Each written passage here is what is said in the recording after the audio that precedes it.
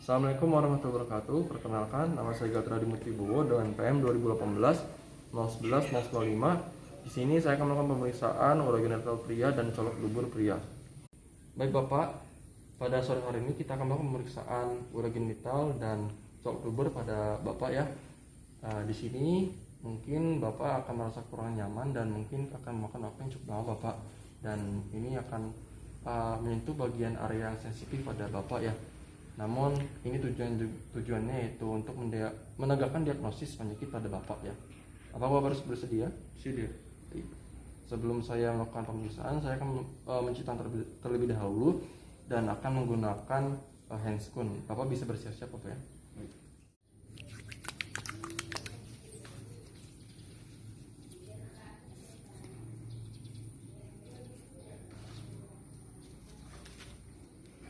Nah, untuk yang pertama yaitu inspeksi pada superpubik pasien di atas ons simplicis pubis pasien. Jadi yang pertama itu inspeksi, kita bisa melihat apakah ada sayatan atau bekas operasi pada regio superpubik pasien dan melihat bentuknya apakah cembung ataupun datar. Kalau cembung itu biasanya vesika urinarianya terisi, kalau misalkan datar berarti vesika urinarianya itu kosong.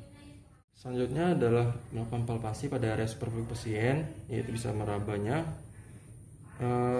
Bisa kita rasakan apakah adakah nyeri tekan pada area superpubik pasien. Lalu kita bisa merasakan adanya massa kistik jika vesika urinaria pasien itu terisi penuh ataupun adanya retensi urin. Ini adalah perkusi pada area superpubik pasien, di mana kita akan merasakan pembesaran pada area superpubik pasien ini.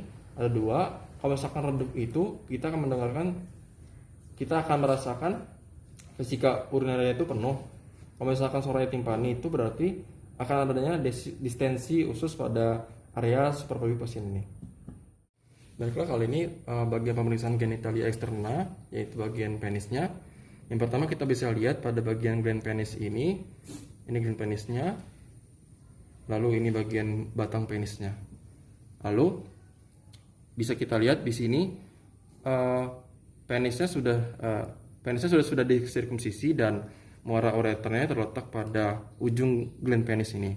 Dan kebetulan tadi sudah disirkumsisi, berarti sudah tidak ada preputium. Namun kalau misalkan memang belum disirkumsisi, akan ada preputium di bagian gland penisnya. Dan ada beberapa kelainan pada preputium ini. Yang pertama itu phimosis, yaitu preputiumnya itu terlalu kecil, jadi tidak bisa membuka gitu pokoknya. Terus kalau misalnya paraphimosis itu preputiumnya itu ketika dibuka itu akan terjepit pada bagian gland penisnya dan akan menyebabkan iskemia pada penis ini. Bisa dilihat di bagian bawah ini ada uretra. Kalau misalkan uretra itu keras, bisa jadi mengalami yang namanya struktur uretra, yaitu tidak normal. Dan bisa kita lihat di sini muara uretra itu normalnya terletak pada ujung gland penis. Ada beberapa kelainan yang pada muara uretra ini, seperti ada contohnya hipospadia, yaitu muara uretra terdapat pada ventral gland penis ini, ataupun bisa di bagian distal, tengah, dan proksimal. Lalu ada yang namanya epispadia, itu kebalikannya, itu berada di bagian dorsal penis ini. Itu keadaan yang tidak normal juga. Ini adalah pemeriksaan pada skrotum pasien. Kita bisa lihat apakah adanya hemi skrotum kanan dan kiri, dan apakah adanya dari testis bagian kanan dan kiri juga. Jika di salah satu testis ini tidak ada, bisa kita lakukan pemeriksaan ke arah kranial, ke arah area inguinalis pasien, karena itu merupakan tempat turunnya testis. Jika pada pasien itu tidak terdapat turunnya testis, bisa diindikasikan itu ada undesensus. Undesensus itu bisa di unilateral ataupun bilateral. Lalu selanjutnya adalah melakukan inspeksi pada skrotum pasien ini. Bisa kita perhatikan apakah ada lesi ataupun kemerahan. Lalu pembengkakan pada skrotum pasien ini. Selanjutnya yaitu adalah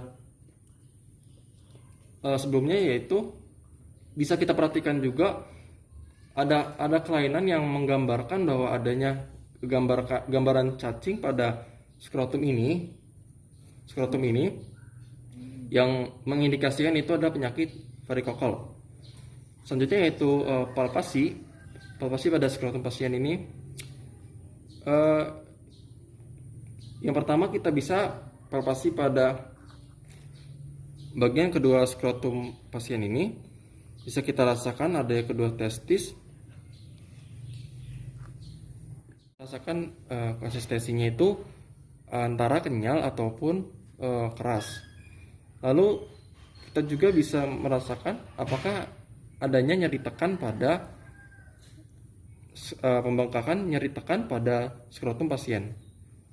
Selanjutnya adalah pemeriksaan transvoluminasi. Itu kita lakukan jika adanya pembesaran pada testis ataupun skrotum pada pasien ini. Jadi kita lakukan dengan menggunakan penlock ini, kita cahayakan atau kita sinari pada bagian skrotum ataupun testis pasien ini.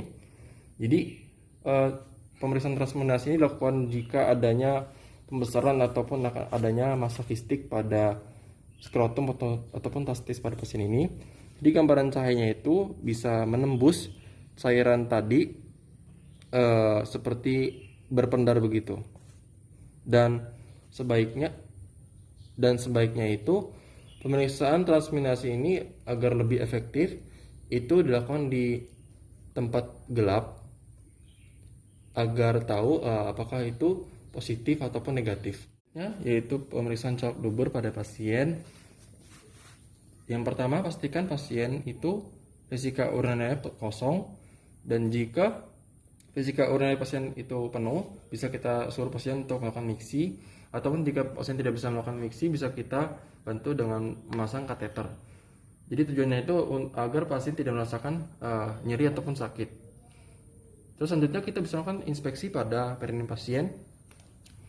Kita bisa mendapat gambaran bahwa pada perineum pasien ini tidak adanya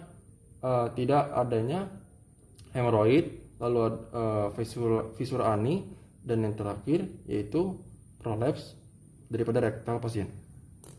Selanjutnya kita bisa melakukan pemeriksaan colok dubur kali ini dengan masukkan jari telunjuk kita ke rektum pasien. Sebelumnya kita menggunakan lubrikan terlebih dahulu, dan kita bisa memasukkan jari kita secara gentle ke rektum pasien ini. Dan normalnya biasanya akan terasa tahanan dari rektum pasien ini dari muskulus sphincter ani pada pasien ini. Dan selanjutnya kita bisa merasakan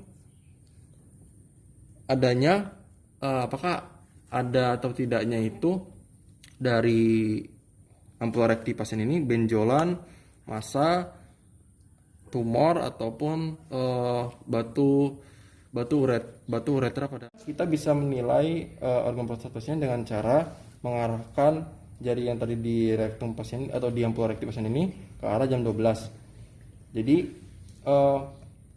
interpretasinya yaitu jika konsistensinya itu kenyal, itu berarti normal. Kalau misalkan konsistensinya itu keras, bisa kita curiga atau kita indikasikan bahwa adanya keganasan pada prostat pasien. Lalu selanjutnya yaitu refleks bulbar cavernosus pada pasien, di mana kita akan menekan gland penis pasien dan akan adanya refleks bulbar cavernosus yang positif jika adanya jepitan dari muskulus sphincter ani pada rektum pasien. Itu akan bernilai positif pada refleks bulbar cavernosusnya. Lalu selanjutnya kita bisa melepaskan jari kita atau mengeluarkan jari kita dari rektum pasien dengan perlahan, dan kita bisa lihat itu kita bisa menilai apakah ada atau tidaknya feses, darah ataupun yang lainnya.